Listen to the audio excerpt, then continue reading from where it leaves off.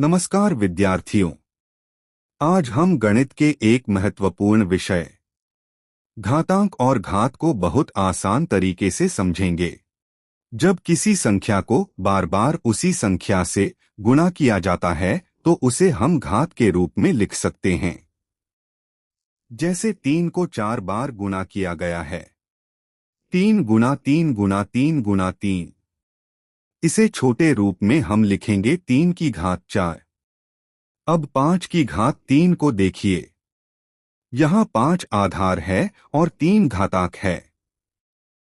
घातांक हमें बताता है कि आधार को कितनी बार गुणा करना है।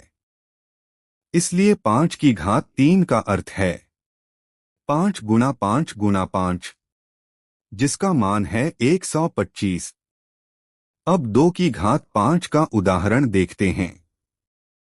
इसका अर्थ है 2 को 5 बार गुणा करना। 2 गुना 2 गुना 2 गुना 2 गुना 2, इसका मान होगा 32। अब घातांक का एक महत्वपूर्ण नियम देखते हैं।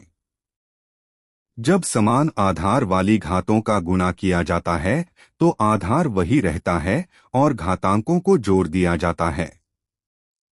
इसलिए 2 की घात 3 गुना 2 की घात 2 बराबर होगी 2 की घात 5।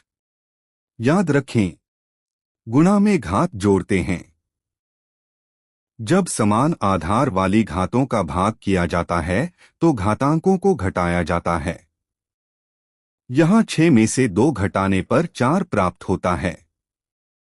इसलिए उत्तर है 5 की घात 4।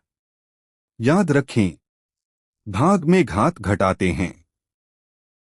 तो आज हमने सीखा कि घातांक किसी संख्या के बार बार गुणा को छोटे रूप में लिखने का आसान तरीका है।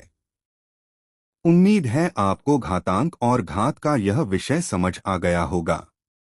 धन्यवाद।